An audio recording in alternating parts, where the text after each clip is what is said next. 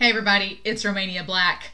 We are on episode 3 of Attack on Titan, and oh my gosh, this series has gone pretty hard so far, and we're only 2 episodes in. There's been so much happening. We're already having a time skip, apparently. We're gonna have a 3-year time skip, if not this episode from the start. I'm assuming by the end of this episode or the next. They've already, the ED has shown that there's a time skip of 3 years, which I'm assuming is from the time they started to the time that they've ended this training with the Survey Corps. And so we've got Eren, Armin, and I've been watching the dub now. I've watched the English dub for the first couple of episodes because I found out David Wald, he plays a character in Skate the Infinity that I really like. And so he plays, I thought it was Hans, but they call him Hannes in the English dub. And so he plays that character. So I started watching the English dub. I've watched the first 2 episodes. And they pronounce his name Hannes, and they pronounce I've been calling her Mikasa, but they say Mikasa, and I'm like, I don't know what's what. I'm the worst at pronouncing names. So I'm going to try to say Hannes. I may say Hans. I'm going to try to say Mikasa, but I may say Mikasa. Please bear with me. At least Eren and Armin are easy to understand, and Levi. You can't mess those names up. But yeah, this series has been so good so far. I've really, really enjoyed it. It's just, there's been so much happening. There is so much mystery and intrigue. There's something up with all these Titans. Something's going on. Something's up with Eren's dad. There's all that. How do you get the key? What's in the basement? It's like that movie 7 with Kevin Spacey and Morgan Freeman. It's like, what's in the box? What's in the basement? I feel like I'm going to have that in the back of my head until we get resolution with that, if we get resolution with it.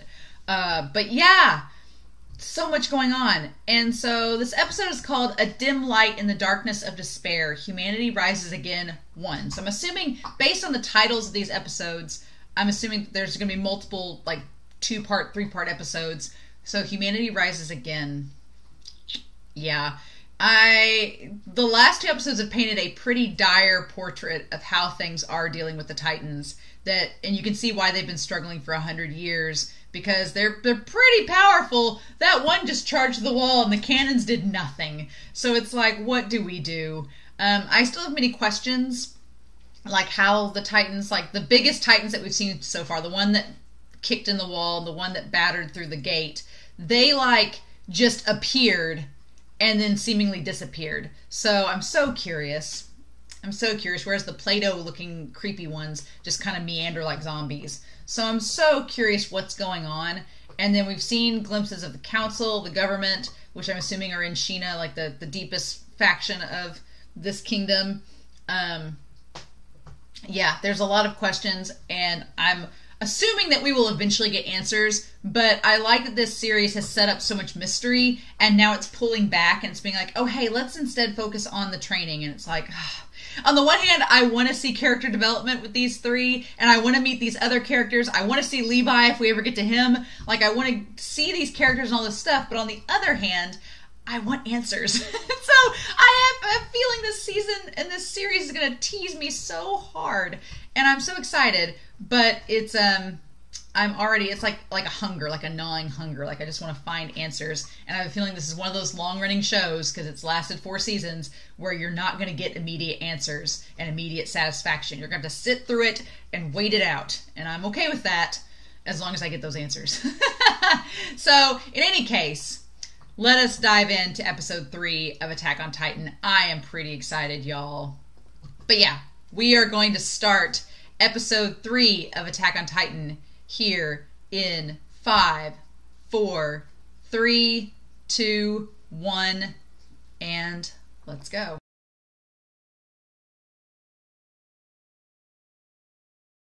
Oh, okay. Okay, so this was a nice transitional episode to show them in the Survey Corps. As I'm recording this, I'm just getting around to episode 1 being on YouTube. I'm recording just a little bit ahead, just to, 1, try to prevent spoilers, but 2, to try to get a little bit ahead because of scheduling. But, so I'm still wondering about the time skip. If it's been, they obviously look different, so I'm assuming that 3 years have passed between the incident with the Colossal Titan and the Armored Titan and what's happening now. And they're just still, or has it only been a few months? So I'll probably be looking in the comments down below with episodes 2 and 3 to kind of get clarification on that. So thank y'all for clarifying, those of you that have commented.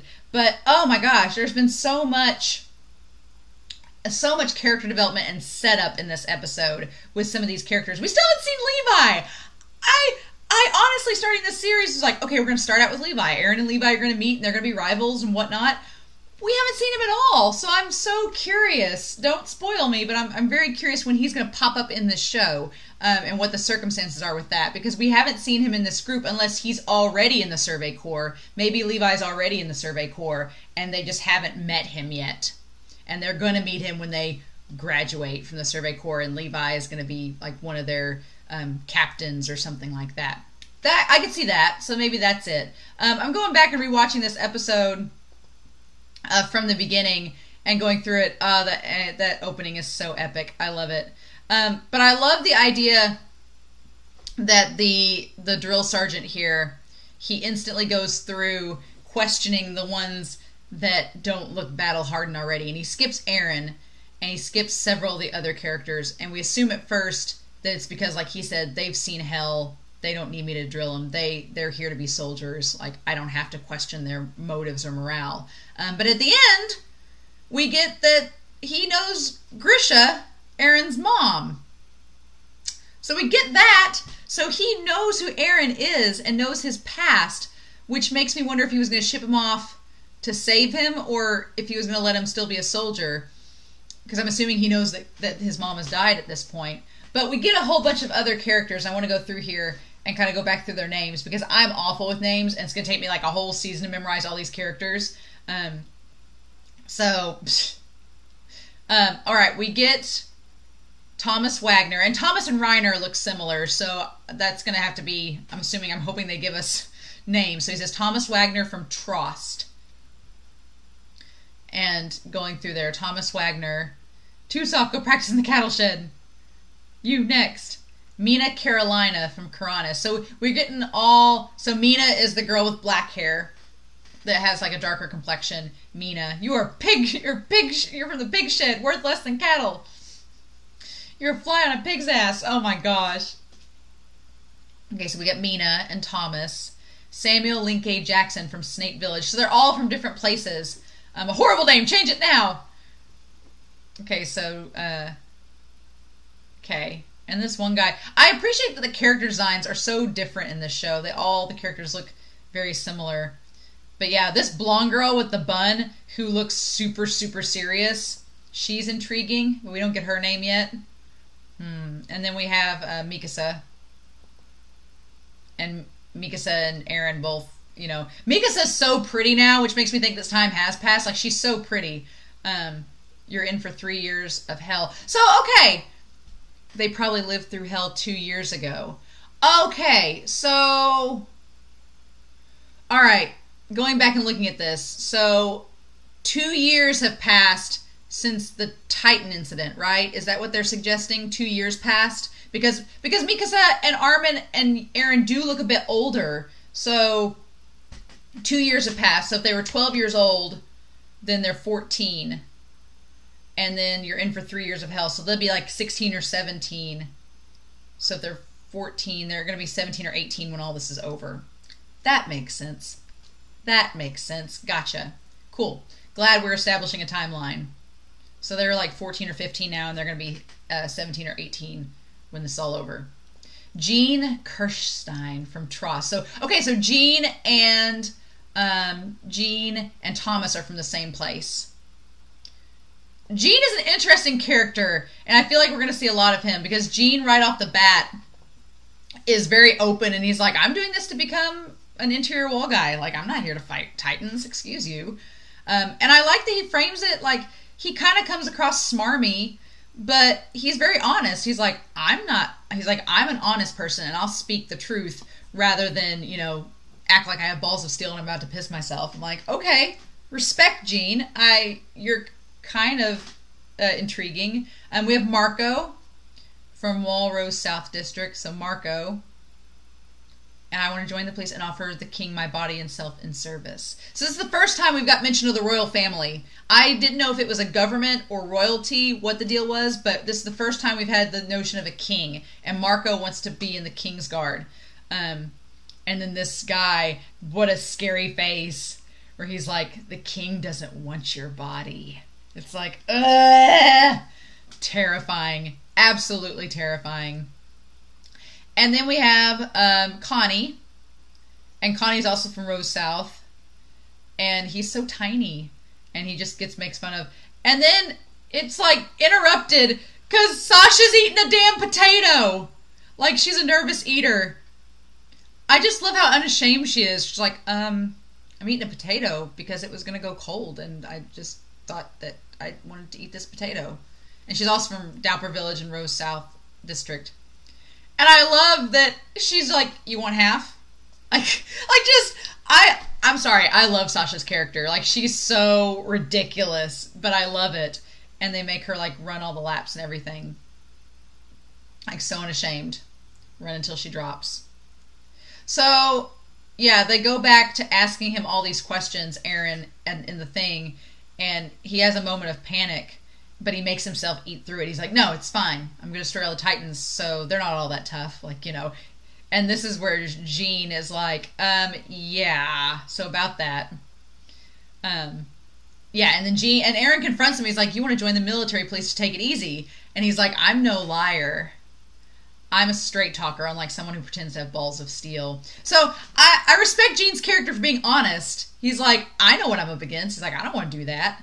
And when we talk to Reiner and them later on, he's like, most of these people have never seen a Titan before. They're just doing this to avoid working in the fields and things like that. And here's the interesting dynamic. Jean instantly has a crush on Mikasa. Like, he sees her walk by, and he, like, tries to talk to her, and she's just kind of like, eh. And he comes up to her, and you can see, like, the blush on his face, and he's like, oh, well, you look different from the rest of us. And then it's like he's backtracking. He's like, oh, no, that's not what I meant. He's like, your hair is very pretty. And she's just like, thanks. And she's clearly not interested. And he's just like, he's so smitten with her. And so he runs after her, you know, probably to ask her out or something or talk to her. And he sees that she's with Eren. And Eren's like, you need to cut your hair if you're going to be a soldier because it's going to get caught in all the gear equipment. And then she's like, yeah, I'll make sure to cut it. And that's such a symbolic line where the one thing this guy just commented and told her how beautiful it was and how much he admired it, she instantly, as soon as Eren said you need to cut it, she's like, okay, how short? And he sees that she is clearly devoted to Eren already.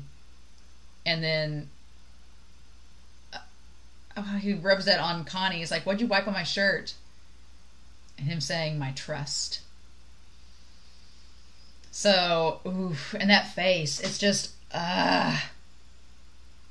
which made me question, I'm like, did Jean sabotage Eren's equipment to try to get him out of the picture to make him leave? So I thought that for a second. And then the other thing I thought was, okay, but what if Mikasa sabotaged the equipment to try to get him to leave? And then she'd go with him because she's afraid that he's going to end up killing himself fighting the Titans. So I thought it could either go both ways, or maybe it actually was a malfunction and it wasn't anybody's trying to sabotage.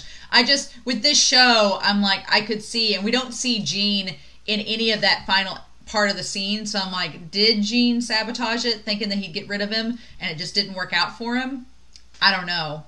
But I like Sasha's motif is that she's just hungry, all the time hungry. And this one woman, we don't have her name, the woman with freckles, she questions the blonde-haired girl. She's like, why did you help her? And I love this conversation. The blonde-haired girl's like, oh, well, I was, she ran all day. And the woman with freckles was like, oh, you thought you were doing a good deed, huh? So you did that for the potato girl. Was the effort worth what you got out of it? So she establishes the difference between a favor and a good deed in this world. And she's like, oh, you did this good deed, but that's great, you got her food and water, but you got nothing out of it. You just did something good for her, and now you get nothing. She's like, it doesn't matter. And then she picks her up, and the blonde girl's like, but you're helping her. Aren't you doing a good deed? And she establishes a difference. She's like, no, I'm doing a favor for her. So she'll owe me something. So I'll get something out of it. And she's like, I'm looking forward to a lot of fun from this idiot. So she's like, there's a difference. She's like, in this world, you can't just do good deeds for people because you get nothing out of it and you're left with nothing. She's like, in this world, you need to do favors so that people will owe you and you will end up getting something out of helping them. So that's a very interesting distinction, and I really like that kind of philosophy in this world because it is very a do or die survival mode. And yeah, if you're going to survive in this world, then you've got to get something out of it. Mikasa, of course, she's the most balanced one, so she has no trouble with the equipment. And and most of them seem to be doing okay. Jean seems to be struggling a little bit, and of course Sasha's like, I got this. But yeah, they establish that Jean has all this emotions and he's just unsteady and his equipment just isn't working. And then we come to find out that it's not that he doesn't have the talent or anything, it's that his equipment was faulty. It's like, But there's this questioning, this moment where Eren questions, I want to stay here and be a soldier. Like, I can't just leave. And why is this happening to me? And you can just see he's so distraught about it. And Mikasa's like, she tries to tell him, it's okay if you go to the frontier, I'll go with you. And then he's already left and it's Sasha there. And Sasha's just like, you won't eat the rest of that bread. Like she wasn't even really paying attention. Which makes me think that Mikasa wanted him to fail so that he could leave. And because that conversation, she seems to try to dissuade him. And it just doesn't work. So, and then this conversation where Connie and them, he's trying to get, and he's so desperate. Eren's so desperate to find out. And okay, he does tell Jean and Connie, he's like, how are you still sane after being humiliated? And he's like, guys, I'm begging you. And Armin's like, oh my God. And Connie's like, didn't you just say yesterday that people who aren't strong enough should leave? So I wonder then if Jean enlisted Connie to help him sabotage it. Because when he rubbed the back of Connie's shirt, he said, I'm rubbing my trust off on you. So I'm wondering if with Connie, I'm going to have to watch the end of this episode, but I'm wondering if with Connie, Jean's like, let's team up and we'll get this kid out of here. And then Connie's like, if you didn't have the talent, you should leave. Wasn't that you? And then, of course, Eren's so distraught.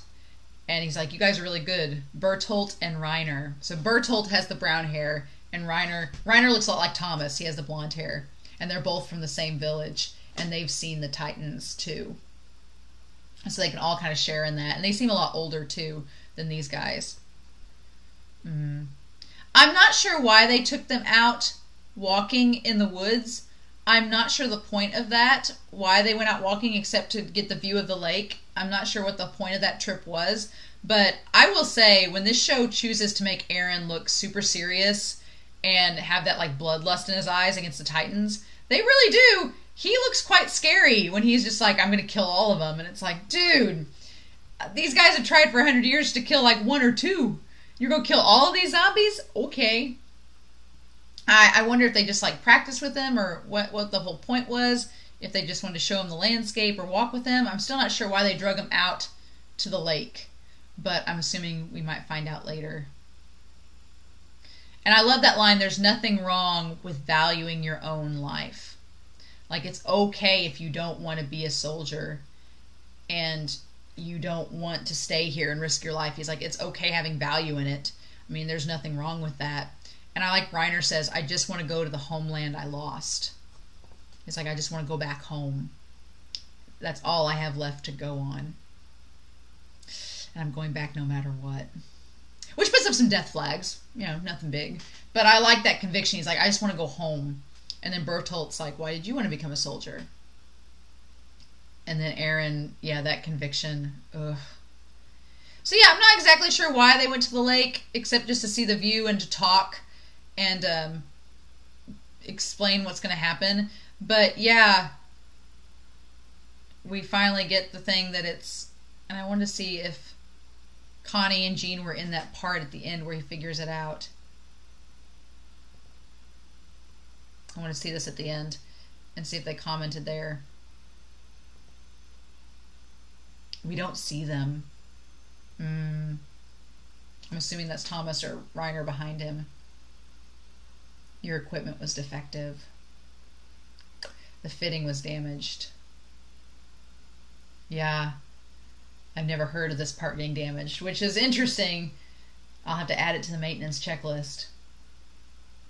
Yeah, so we don't really, I guess we kind of see Connie and Connie's, or maybe that's not him. I don't know.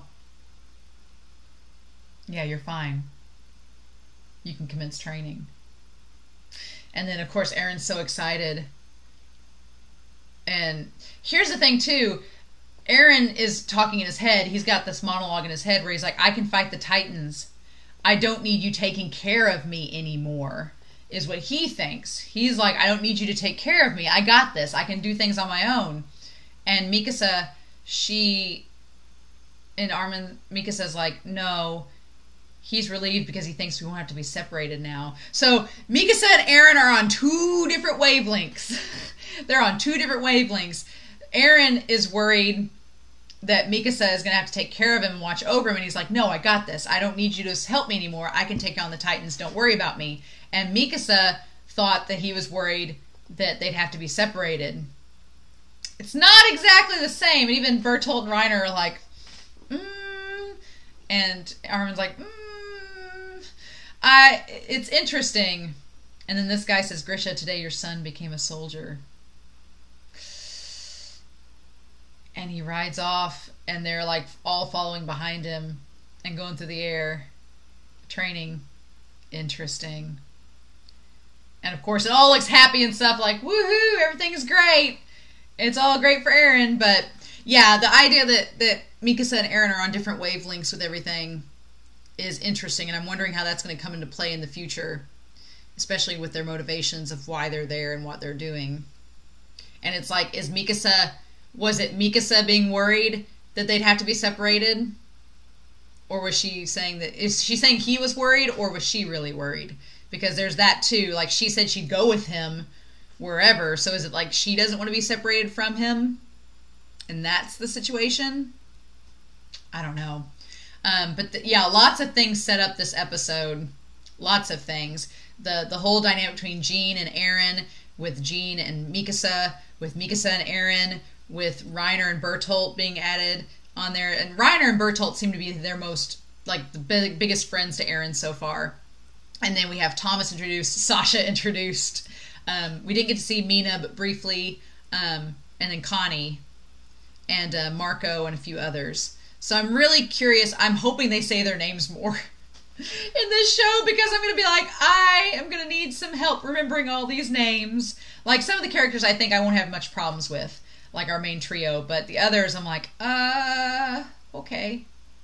So yeah, that's good to know that there's a timeline. So 2 years have passed, and now at the end of this training, 3 years are going to have passed even more. So they're going to be like 17, 18 years old by the end of this training. So yeah. I'm still curious if Levi is going to show up in the next episode as one of their, like, he's already in the Corps. Like, it seems like we haven't met Levi, so I'm wondering if he's, like, already been through the training. He's already in the Corps already, and that's how Eren and them are going to meet him. I don't know. But, oh man, good episode. Good episode. Not quite as intense or shocking as the last two, but a nice transition. It looks like crap's going to happen next episode again, so yay.